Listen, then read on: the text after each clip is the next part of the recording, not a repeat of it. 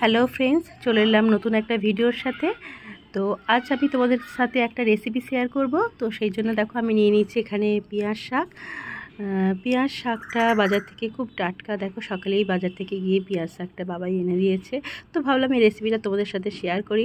আর এনেছে তারও একটা কারণ আছে, আনতে বললাম সকালে পেঁয়াজ শাক ছিল না বাড়িতে। আমি এই রেসিপিটা আমার এক বন্ধু, ইউটিউবেরই এক বন্ধু, আরডি বেঙ্গলি ব্লগ, নামটা তোমাদেরকে একটুখানি শুনিয়ে দিলাম। আরডি বেঙ্গলি ব্লগ রিম্পা বনুর কাছ থেকে শিখেছি। তো ও রিম্পা বনু এই রেসিপিটা বানিয়ে দেখিয়েছে। তো সেই আর আমার দেখে এতই ভালো লেগেছে বা পছন্দ হয়েছে, তো সেই জন্য আমিও ভাবলাম বাবাইকে দিয়ে যে একটুখানি পেঁয়াজ শাক এনে দাও, আমি এই রেসিপিটা বানাবো। তো দেখো, তাই এই রেসিপিটা বানানোর জন্য আমি এখানে পেঁয়াজ, লঙ্কা কুচি, বেগুন, টমেটো আর এখানে রসুন কুচি নিয়ে নিয়েছি। যদিও আমার রিম্পা বনু বেগুনটা ইউজ করেনি এই রেসিপিটার মধ্যে, তো আমার ফ্রিজে আধখানা বেগুন ছিল, আমি ভাবলাম দিয়েই দিই এই সবজিটার মধ্যে। তো দেখো, আর এখানে নিয়ে নিয়েছি আলু, লম্বা লম্বা করে আলু কেটে নিয়েছি। তো এইভাবেই কিন্তু রিম্পা আলুগুলো কেটেছিল, তো সেইভাবে আমি যেভাবে ও করেছি ঠিক সেভাবেই করার চেষ্টা করেছি। শুধু আমি বেগুনটা আধখানা বেগুন শুধু অ্যাড করেছি। এখানে পেঁয়াজ শাকটাও দেখো নিয়ে নিয়েছি। তো সব পেঁয়াজ শাকটা এখানে ধরিনি, যেটুকু ধরেছি থালার মধ্যে আমি তোমাদের দিয়েছি, বাকিটা রয়েছে, তো রান্নার সময় অ্যাড করে দেব। তো চলো বেশি দেরি করব না, আমি এবার রান্নাটা শুরু করে দিই। তোমরা দেখতে থাকো, ব্লগটা খুব ভালো লাগবে। আর কি বলো তো, শিক্ষার কোনো শেষ হয় না, শিক্ষার কোনো বয়স হয় না। আমরা প্রতিনিয়ত জীবন থেকে কিছু না কিছু শিখতেই থাকি।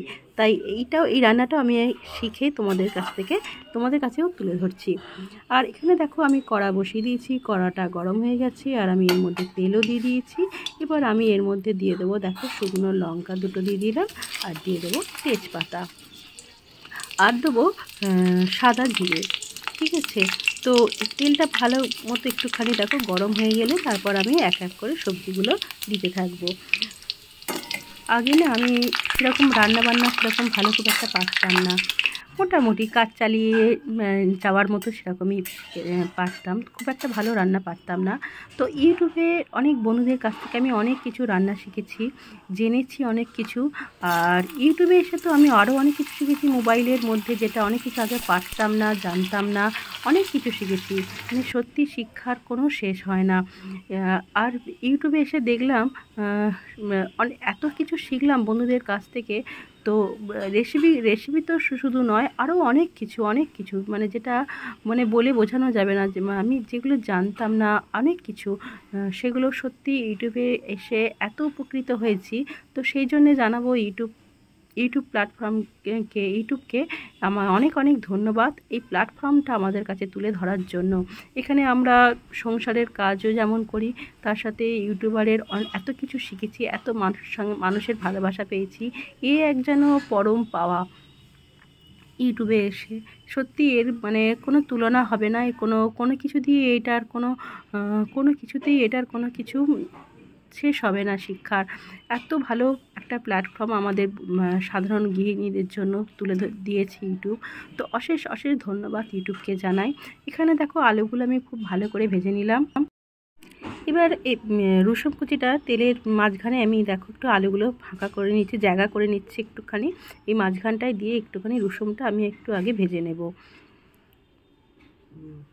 দেখো লম্বা লম্বা করে কেটে নিয়েছি রসুন কুচিগুলো মাঝখানে দিয়ে একটু ভেজে নিচ্ছি। তো ভালো করে দেখো আলুর সাথে রসুনটা ভেজে নিয়েছি। এবার আমি এক এক করে সমস্ত সবজিগুলো অ্যাড করব। দেখো খুব ভালো করে আমার ভাজা হয়ে গেছে। তো প্রথমে এবার আমি দেখো পেঁয়াজ কুচিগুলো সেগুলো কেটে রেখেছিলাম। তো পেঁয়াজগুলো এবার আমি আলুর সাথে আরও একটু ভালো করে ভেজে নেব। এবার আমি এক এক করে সব সবজি দিতে থাকবো।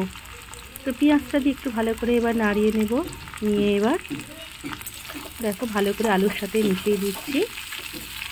জল ছাড়া এই রান্নাটা যেন তো তৈরি হবে, এক ফোঁটা এতে জল ইউজ করব না।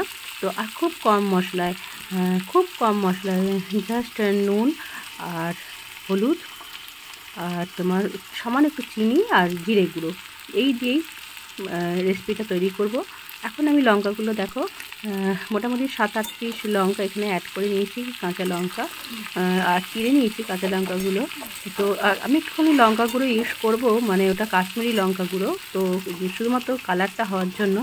যদিও রিম্পা কাশ্মীরি লঙ্কাটা ইউজ করেনি, ও কাঁচা লঙ্কা দিয়েই করেছে, তো আমি একটুখানি কালারের জন্য ওইটা মানে ইউজ করব। এবার দেখো ভালো করে মিশিয়ে নিচ্ছি, খুব ভালো করে সব কিছু আমি দেখো মিশিয়ে নিচ্ছি। আর রান্নাটা যেন তো অসাধারণ হয়েছিল, অসাধারণ কি বলবো। এর আগে আমি পেঁয়াজ শাক করেছি, এভাবে করিনি, মানে শুকনো মানে জল ছাড়া এভাবে করিনি, জল অ্যাড করেছি। তারপর আমি এর মধ্যে সর্ষে বাটা দিয়ে রেসিপিটা করতাম, পেঁয়াজ শাকের রেসিপিটা। তো রিম্পার যখন এই রান্নাটা আমি দেখলাম না, আমার এত ভালো লেগেছিলো, তো জল ছাড়া এরকম আর খুব কম মশলায়, তো আমার এত পছন্দ হয়েছিল যে আমি সঙ্গে সঙ্গে ভেবেছিলাম যে এই রেসিপিটা আমি বাড়িতে অবশ্যই ট্রাই করব। আর আমি এরকম করে থাকি, কারোর কোনো বন্ধুর আমার রেসিপি পছন্দ হলে, ভালো লাগবে, আমি বাড়িতে এগুলো ট্রাই করতে থাকি। আর এখানে দেখো সুজিও তোমাদের বললাম হালকা অল্প একটু দেখো চিনি নিয়েছি, হাফ চামচের মতো একটু মিষ্টি নিয়েছি, আর তোমার লঙ্কা গুঁড়ো, একটু কাশ্মীরি লঙ্কা, নুন, হলুদ আর জিরে গুঁড়ো, এই ছিল মশলা, মানে জাস্ট খুব সামান্য পরিমাণ দেখো নিয়ে নিয়েছি সব কিছু। তো এবার আমি ভালো করে এবার দেখো মিক্স করে নিচ্ছি ভালো করে। আর এক ফোঁটাও দেখো এর মধ্যে জল ইউজ করিনি, তো জল ইউজ করবো না, পুরো রান্নাটা এরকমভাবেই হবে। তো পেঁয়াজ শাকটা যখন অ্যাড করব, তো তার যে জলটা বেরোবে, তো তার মধ্যেতেই এটা সেদ্ধ হয়ে যাবে। আর অলরেডি তো আলুটা আমার ভাজা প্রায় 70% হয়েই গেছে সেদ্ধ। আর বাকিটা পেঁয়াজ পাতা যখন পেঁয়াজ শাকটা দেবো, তো বাদ বাকিটা তো তখনই হয়ে যাবে। তো তোমাদের কেমন রেসিপিটা লাগছে অবশ্যই তোমরা কমেন্ট বক্সে অবশ্যই আমাকে জানিও। তোমরাও এরকম বন্ধুদের রেসিপি দেখে বাড়িতে ট্রাই করো, দেখবে নতুনত্ব রেসিপি বানিয়ে খেতে খুবই মজা লাগবে আর খুবই বাড়িতে ভালো লাগবে। আর আমরা কোনো কিছু শিখে যদি সেটা বাড়িতে বানাই না, একটা রান্নার দেখবে একটা উৎসাহ জাগে, নিজেদেরই একটা বেশ উৎসাহ জাগে। আমার তো হয়, তোমাদের কার কী হয় যা বলতে পারবো না। তো আমার এরকম হয়, কোনো একটা রেসিপি পছন্দ হলে মনে হয় যেন এটা বাড়িতে ট্রাই করবো, আর খুবই ইন্টারেস্টিংয়ের সাথে খুব রান্নাটা করতে থাকি।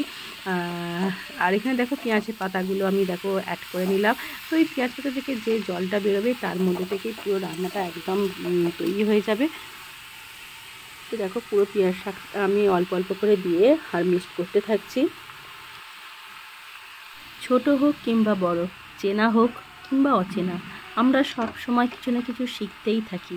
জীবন আমাদেরকে প্রতিনিয়ত কিছু না কিছু শেখাতেই থাকে। দেখবে তোমরা লক্ষ্য করে, যতদিন জীবন আছে ততদিন শিক্ষাও আছে। প্রতিনিয়ত আমরা কিছু না কিছু শিখতেই থাকি, সেটা ছোটোর কাছ থেকেই হোক আর বড় কারোর কাছ থেকেই হোক। মানে সরাসরি কিছু কিংবা মানে দূর থেকেও অনেক কিছু শেখা যায়, তাই না বলো? আমি তো এটা উপলব্ধি করি প্রতিটা মুহূর্তে। শিক্ষার সত্যি কোনো বয়স হয় না, সময় হয় না, কিচ্ছু হয় না।